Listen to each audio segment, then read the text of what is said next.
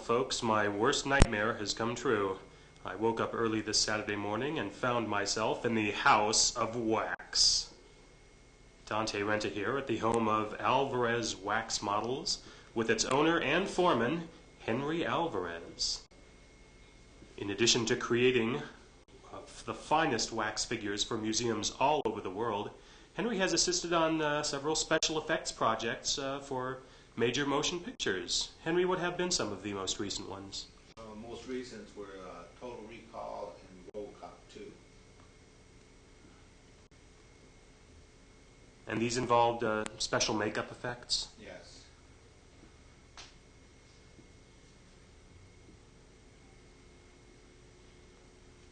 What are we looking at now, Henry? These are wax figures that we did for Yosemite National Park. They're in for repair. And then a lot of the rubber pieces, they're just limited collector pieces I do for guys all over the country. Mm-hmm. This is Liza Minnelli up here. This is from a life mask of Lincoln. Ooh, could we get a better look at that one? Sure. Was this adapted from a life mask of Lincoln? Yeah, it was. We took and built his ears out just a little bit and added the back of the head. And then we made a mold over it, and then we cast that in wax. This is of Lincoln before he was president.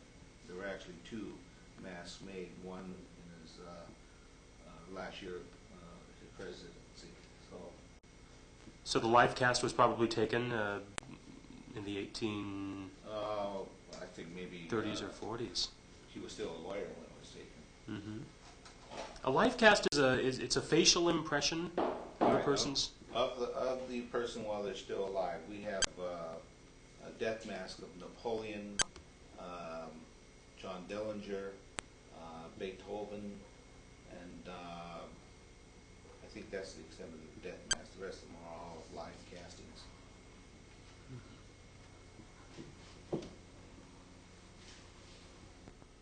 I can't imagine anything more difficult than trying to capture an exact likeness in sculpture, something that Henry and his craftsmen here do so well. Henry, where did you get your training in sculpture? Well, I've got it from on-the-job training with Catherine Stuberg.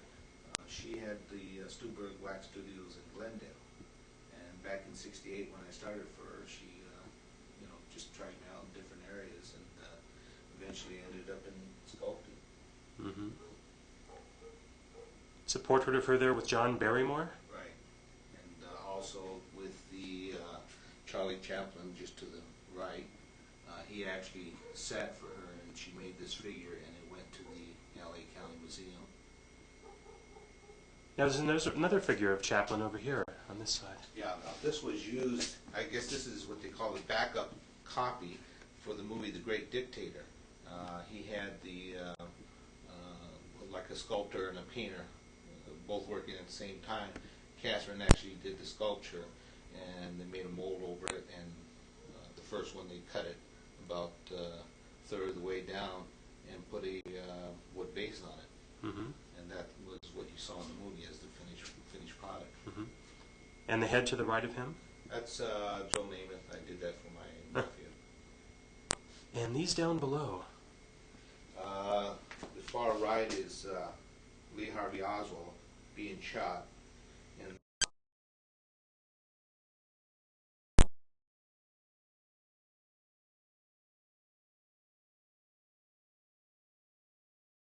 no longer exist on these.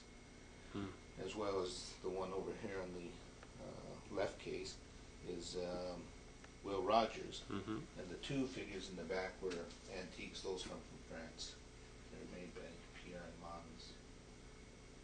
Predator. This is the monster from the Arnold Schwarzenegger film Predator. This is a mask you created for a commercial. Yeah, it's Distortions is putting it out. Mm-hmm. And Distortions Unlimited, mask making company, and right. based in Colorado. Right. They approached me about doing the sculpture of it, and so I agreed, and now I've got a pretty good working relationship with them. Mm-hmm.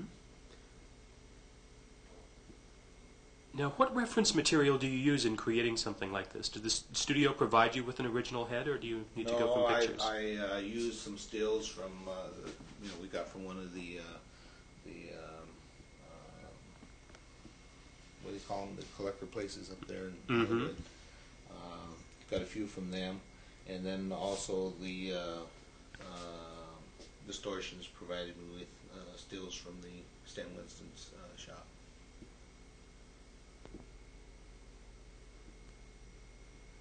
Henry, what is this horrid thing? Yeah, it's a wax figure of Linda Blair from The Exorcist. She did it for a client back east, and he wasn't able to use it in his operation, so we got it back, and now it's presently up for sale again. It's used, you see the pipe coming out the bottom, that would go into the bed, and she would actually look like she was levitating above the bed. Another way would be to have it coming out her side and attaching to the wall. She would look like she was floating.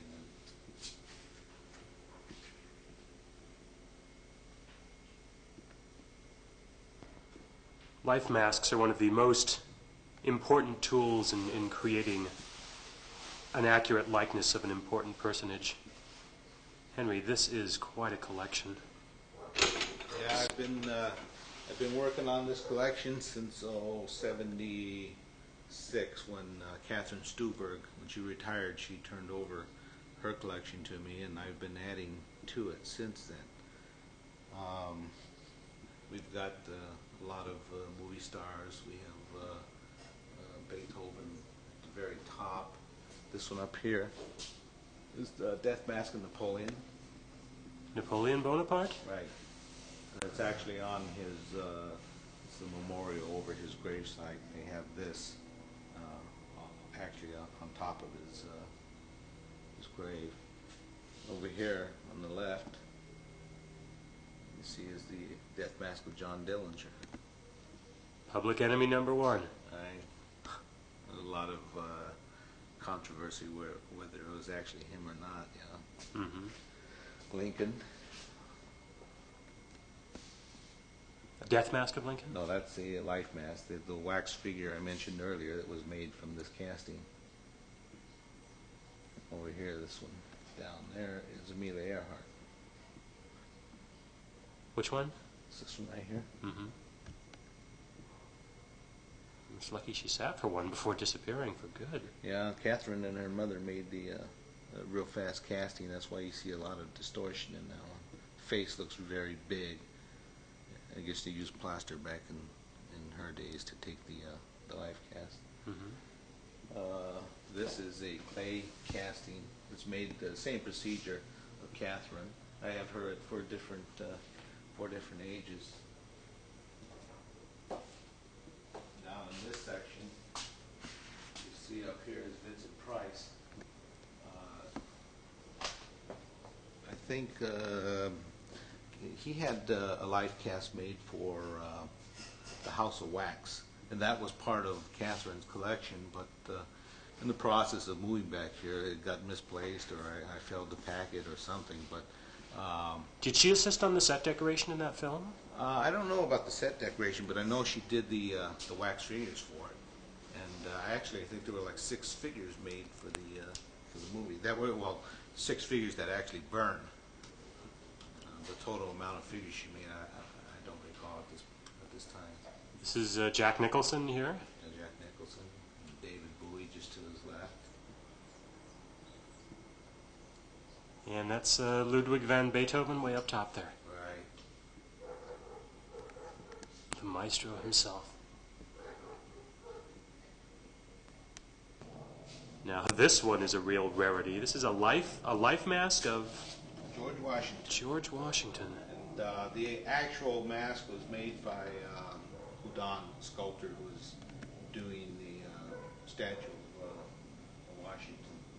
This one's been altered. The eyes have been opened, and a lot of the face added onto it.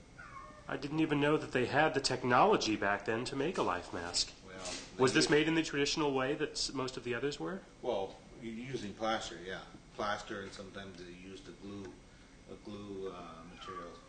But they have life masks of Benjamin Franklin, Thomas Jefferson, I think John Adams.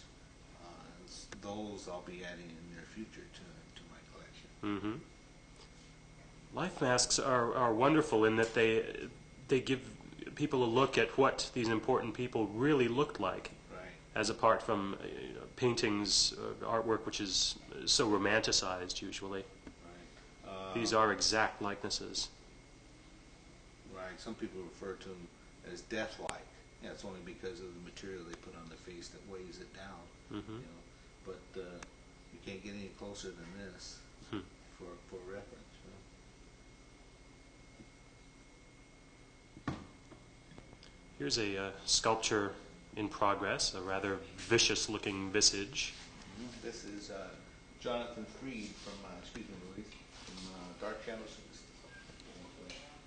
Louise has been working on this about a week, and it's actually for a group of collectors. They like collecting these rubber masks, so we're making this one as a special project for them. Mm-hmm. If it's just a slip rubber mask, you try to get as much expression in the face as possible. Right. I noticed that a lot of rubber masks don't have a lot of drama to them, so now we're trying to put out a new line of masks that will give this attitude.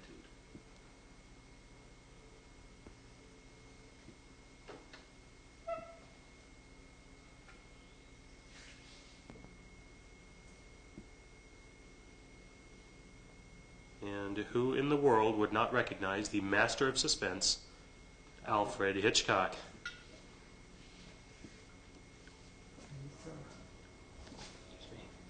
Do you have anything? Want to ask me some questions? How long has this sculpture been in the works? Off and on for about a month, I think. He's getting there.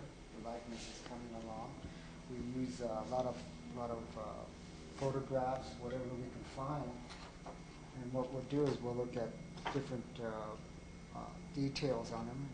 We'll look at the mouth here, and then we'll look at the mouth here, and we'll try and get it one way like this. Then we'll try to change it over, look from below, try to get another angle of it. So every photograph helps, no matter how old they are or how new they are, or whatever expression. Like here's the ear right here. We have almost the detail on here, but it's going to take a little bit longer. It must be difficult to get the contours and the proportions of the face accurately without a life mask, just working from flat work. Yeah, it's kind of different. It's with a life mask, you're a lot further ahead, and as Henry says, in life mask, all the muscles tend to go down, so you lift them up in a life mask. But like in photographs here, you just go ahead and do it. And sometimes you'll get a character, Charles Lawton, and you put his face on your first one, and you work that way because you have some of the basic flab, and just work it out that way, and it comes out pretty good. We're trying.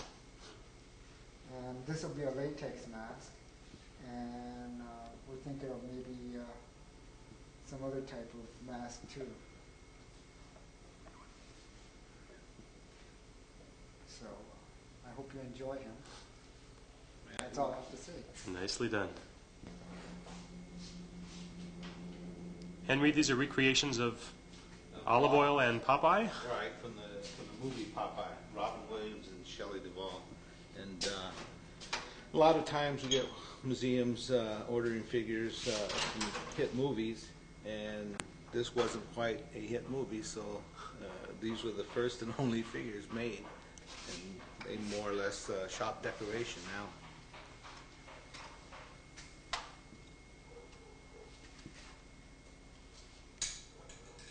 I've often wondered if it's more difficult capturing a likeness of a person's own features or of an actor in monster makeup.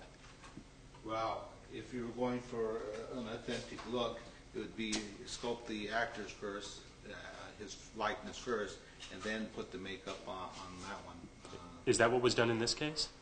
No, this is more or less a caricature of the Frankenstein monster, which I did this one for myself. I've always wanted to do one, so this is the result. As you can see, Frankenstein is pretty big. He's not kidding. He is huge. I'm 5'10", and he's close to 8'3". You can see, you really can't see his arms, or his hands, but they're really big. Well, he was described as being gigantic in Mary Shelley's book. Yeah, well, in terms of the real Frankenstein monster, his hands looked normal compared to his face. I think his body is what really made him look long and tall. Did you base this sculpture at all on Mary Shelley's description of the monster in the book? No. Your own interpretation? Yeah. I just wanted to make a big, impressive figure of him. So this is the result. And next to him, and you. Yeah, this is stylized sculpture of Bela Lugosi as Dracula. And that was kind of inspired by drawing Frank Frazetta did. The coloration and so forth. A little bit dusty now because he's been hanging around. But These figures will eventually be clothed to resemble what they look like in the films. We'll put the tux on him and a cape. He will have his hand up here and holding the cape, and it'll flow down this way, and this hand will eventually turn it out so that he's making this type of gesture. This figure of the Frankenstein monster is actually 50 feet tall. Whoops, a telephone. Telephone gave me away. Henry, was this miniature done as a prototype for the larger one? No, this is actually, since that one is too big for the house, this is more appropriate. Something you can stick in the corner. It's the Duke himself, John Wayne.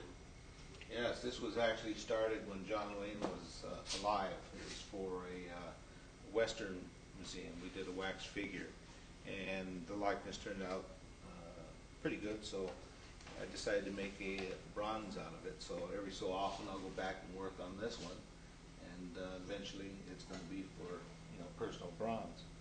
Now, you did a series of figures of famous black Americans for a museum, didn't you? Right, that was in Baltimore, Maryland, and it's still an ongoing project.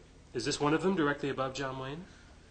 Yes, and I can't remember. There were so many of them, I can't remember who he was, but he was very...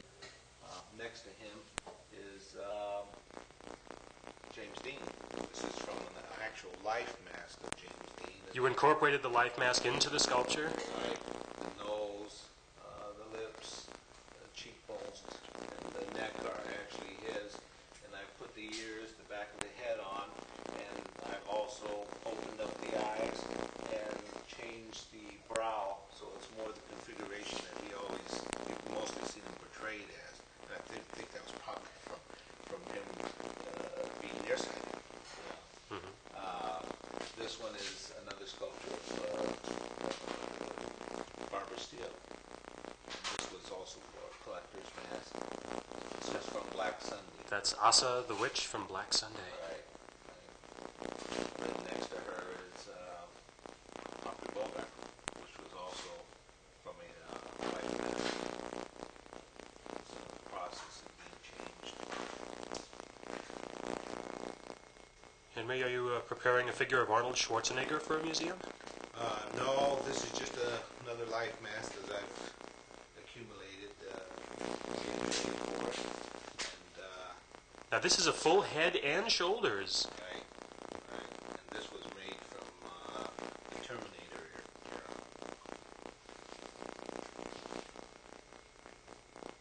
Here are a couple of wolves in Henry's storage area. Must have bagged them on a recent hunting expedition. Henry, you're currently involved in a museum project in Indiana. Yes, this is going to be a museum on death.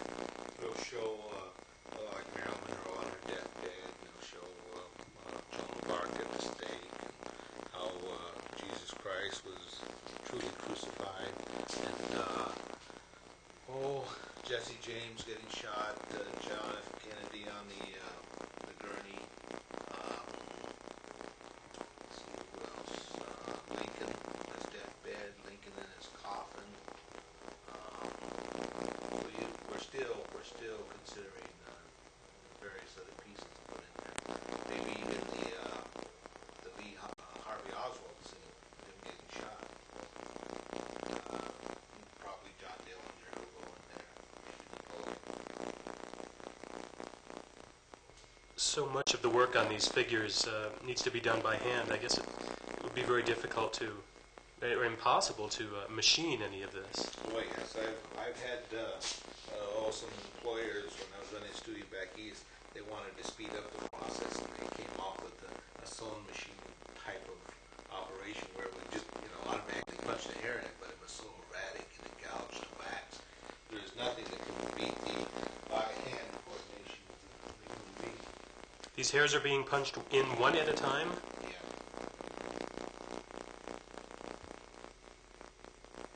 Not too many people can do this type of work. A lot of patience. Wax figures are completely handmade projects. Henry is one of the few professional artists I know who is still able to maintain a collector's enthusiasm about his craft. Yes, this figure here is a French figure. You can see the damage. It was left exposed to the sun for a long period of time, and then a bag or something was placed on it, and it just squished, and you can see the damage. There's some loose pieces inside. But one project will be to restore this, fix up the hands and maybe do a paint job on them. This I'll leave up here because it does have the original paint on it. How old is this figure? It's probably around early 1900s. Did this come from a museum here in America? Yeah, the wax figures seem to get traded to different museums. This was originally created for a museum in France, and then went into storage for a period of time, and then it showed up in the museum that was in Winter Park. I think it was even in the World's Fair. And went into storage, and the owner had it and was offering it for sale. So I actually made a trade with him for it. Well, she is just beautiful, as is all your work, Henry, and I'd like to thank you very much for this private tour of the Alvarez Wax Workshop. Thank you, and you're welcome. Let's return to Halloween 1990 on BHTV Channel 3.